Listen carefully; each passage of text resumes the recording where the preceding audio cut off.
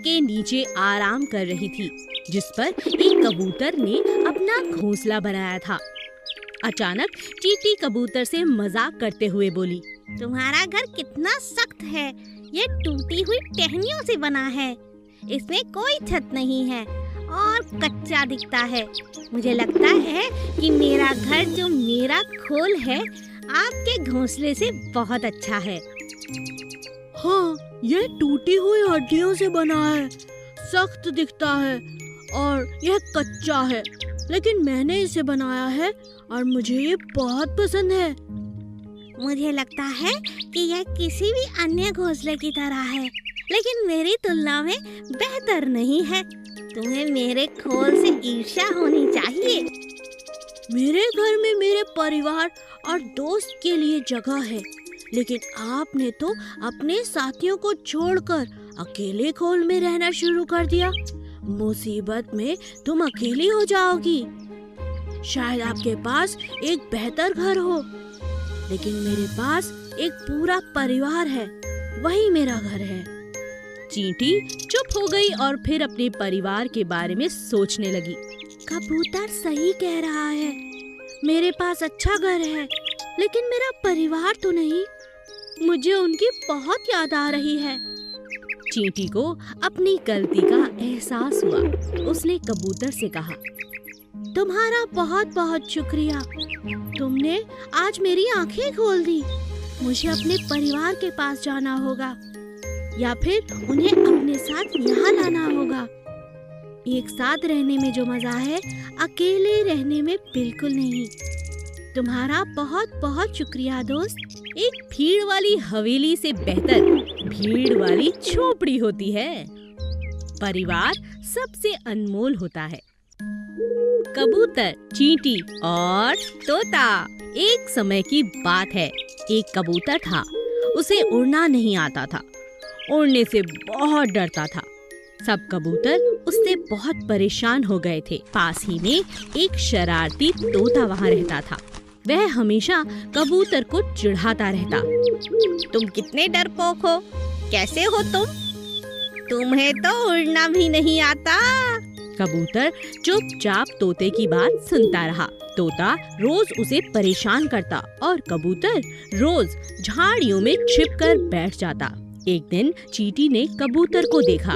तब चींटी ने कहा, दोस्त कबूतर, क्या हुआ तुम्हें? तुम यहाँ किस लिए छिपे हो? तुम तो उड़ सकते हो, तो यहाँ झाड़ियों में क्या कर रहे हो?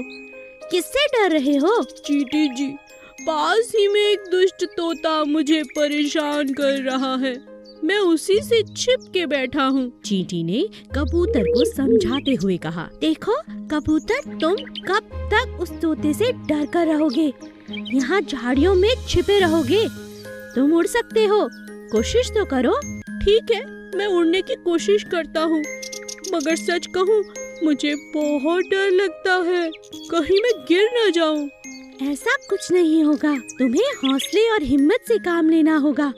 भगवान ने तुम्हें सुंदर सुंदर पंख दिए हैं, वो तुम्हारी मदद करेंगे। उड़ने की कोशिश करो दोस्त। कबूतर उड़ने की कोशिश करने लगा। वह उड़ता और नीचे गिर जाता। उसने कई बार कोशिश की, मगर वो इसी तरह गिरता रहा। मगर इसी प्रयास के दौरान कुछ समय बाद वह उड़ने लगा और धीरे धीरे वह ऊंची उड़ान भी भरने लगा। उसे बहुत खुशी हुई और वो खुद से कहने लगा, अरे मैं तो उड़ रहा हूँ, मैं तो ऐसे ही डरता था, आज चींटी की सलाह की वजह से मैं उड़ पा रहा हूँ। उसी ने मेरा हौसला बढ़ाया है, वो मेरी सच्ची दोस्त है। तोते ने जब कबूतर को उड़ता हुआ देखा तो उसने कभी उसे परेशान नहीं किया। कबूतर और चींटी पक्के दोस्त बन गए और रोज एक दूसरे से मिलते और बहुत खुश रहते। कबूतर को फिर किसी ने कुछ भी नहीं कहा। वह मजे से बिना डर के अपने डर पर जीत पाकर जीने लगा। राजा शेर। एक जंगल में राजा शेर बहुत समय से राज कर रहा था। उसकी प्रजा उससे बहुत खुश थी, लेकिन अचानक जंगल में सूखा पड़ा। सभी जानवर धीरे धीरे बिना पानी के मरने लगे। एक दिन शेर को भी बहुत प्यास लगी।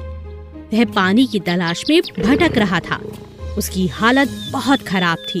काफी दूर तक चलने के बाद शेर को एक तालाब नजर आया। शेर बहुत खुश हो गया। शेर ने देखा तालाब में पानी बहुत कम था। शेर जैसे ही पानी पीने लगा, उसने देखा अचानक वहाँ एक भालू आ गया। ठहरो, मैं बहुत प्यासा हूँ, दूसरे जंगल से आया हूँ, इसीलिए पहले मुझे पानी पीने दो। पहले पानी मैं पीऊंगा। दुष्ट जानवर, क्या तुझे पता नहीं मैं जंगल का राजा हूँ? किसका जंगल? कौन सा जंगल? मेरा कोई राजा नहीं, पानी तो सिर्फ मैं ही पीऊंगा। मूर्ख, तू जहाँ से भी आया है पानी को नहीं पी पाएगा, और ये मेरा पानी है। मैं कभी अपना पानी किसी को नहीं पीने देता। तुम मुझे क्या मारोगे? अब तुम कौन से राजा हो? सभी जानवर मर चुके हैं, पहले अपनी हालत तो देख लो। क्या तुम में इतनी हिम्मत है कि मुझे मार सको? शेर और भालू लड़ने लगे। अचानक वहाँ गिद्ध आ गया। अरे, ये दोनों कैसे लड़ रहे हैं? अगर ऐसे ही लड़ते रहे तो दोनों एक दूसरे को मार देंगे। हाँ, यही सही रहेगा। और वैसे भी जब इतना सूखा है, मेरे तो बड़े मजे हैं। हर जगह भोजन ही भोजन है। तभी भालू की नजर ऊपर गिद्ध पर पड़ी। तब उसने शेर से कहा, अरे ये क्या गिद्ध, लगता है ये हमारे मरने का इंतजार कर रहा है। शेर, भलाई इसी में है, हम आधा आधा पानी पीकर यहाँ से अपने अपने रास्ते निकल जाएं, नहीं तो तुम मुझे नहीं छोड़ोगे और मैं तुम्हें। हाँ, तुम सही कह रहे हो, एक दूसरे को हानि पहुँचाने में कोई फायदा नहीं। इस गिद्ध की नजर हम दोनों पर है। दोनों ने बड़ी समझदारी के साथ तालाब के पानी को मिल बांट कर पी लिया और अपने अपने रास्ते चल पड़े। आकाश में गिद्ध के हाथ निराशा लगी और वो भी वहाँ से चला गया। हमें व्यर्थ में लड़ने की बजाय बुद्धि से काम लेना चाहिए। नीली गेंद और घोड़ा। एक बार जंगल में एक घोड़ा था। नदी के पास उसे नीले रंग की गेंद मिली। वह बहुत खुश हुआ और उस गेंद के साथ वहीं पर खेलने लग गया। गेंद कभी ऊपर कभी नीचे, उसे बड़ा मजा आ रहा था। तभी घोड़े ने गेंद को जोर से ऊपर फेंका और वह नीचे नहीं आई। वह परेशान हो गया और खुद से कहने लगा, ये नीले रंग की गेंद कहाँ गई? चलो यहाँ रह रहे जानवरों से पूछता हूँ, कहीं उन्होंने तो नहीं देखी।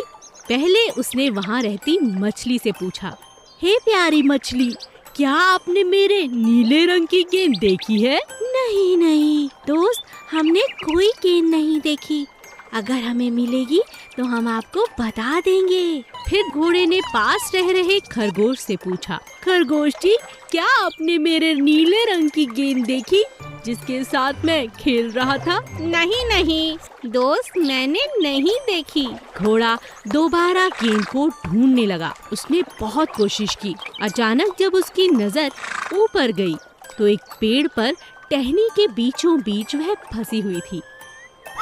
घोड़ा खुश हो गया और पेड़ पर रह रही छोटी सी चिड़िया से मदद मांगने लगा। चिड़िया जी, मेरी नीली गेंद टहनी में फंस गई है, कृपा करके निकाल कर दे दीजिए। हाँ हाँ, मैं अभी निकाल कर देती हूँ। चिड़िया ने वह नीली गेंद पेड़ की टहनी से निकालकर उस घोड़े के पास फेंकी। वह बहुत खुश हो गया और अपने साथ चिड़िया को भी खेलने का न्योता दिया। क्या आप इसी तरह मेरे साथ खेलना पसंद करेंगी?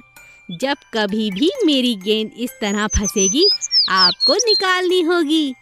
हाँ हाँ, क्यों नहीं, मुझे बहुत खुशी मिलेगी। कभी कभी छोटी चीजों में हमें बहुत बड़ी खुशी मिल जाती है। मूर्ख शेर और लोमड़ी। एक जंगल में शेर रहता था। एक दिन वह पेड़ के नीचे सो रहा था और जोर जोर से खर्राटे मार रहा था। तभी वहाँ से भालू गुजरा और शेर के पास जाकर कहने लगा, जाओ शेर, अपना मुंह धोकर आओ, तुम्हारे मुंह से बहुत बदबू आ रही है। तुम होते कौन हो मुझे ऐसा कहने वाले? चले जाओ यहाँ से, नहीं तो तुम्हें मार डालूंगा। भालू वहां से चला गया। तभी शेर ने अपनी गुफा में लोमड़ी, भेड़, खरगोश को बुलाया। सभी जानवर गुफा के पास इकट्ठे हुए।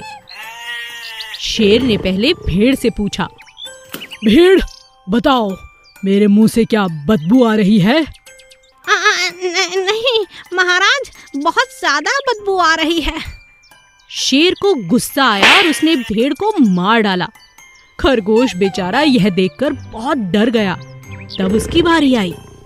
खरगोश, तुम बताओ क्या मेरे मुंह से बदबू आ रही है? नहीं नहीं नहीं शेर जी, कोई बदबू नहीं आ रही। आपके मुंह से तो बहुत अच्छी खुशबू आ रही है। झूठ मत बोलो, अभी बताता हूँ। शेर ने खरगोश को भी मार डाला क्योंकि वो बहुत गुस्से में था। लोमड़ी ने दोनों को ऐसा करते हुए देखा। वह समझ गया कि उसे क्या करना है। लोमड़ी, तुम तो मेरे दोस्त हो, तुम बताओ क्या मेरे मुंह से बदबू आ रही है? महाराज, पिछले कुछ दिनों से मुझे ठंड लगी रही है, जिस वजह से मेरी सूंघने की शक्ति बहुत कम हो गई है। इसलिए मैं अभी आपको कुछ नहीं बता सकता। ठीक है, मैं तुम्हें छोड़ देता हूँ। जब तुम ठीक हो जाओगे तब मेरे सवालों का जवाब देना। लोमड़ी अपनी जान बचाकर वहां से भाग गया। बुद्धिमान अपना विचार बदल देते हैं, मूर्ख कभी नहीं बदल पाते। Please subscribe.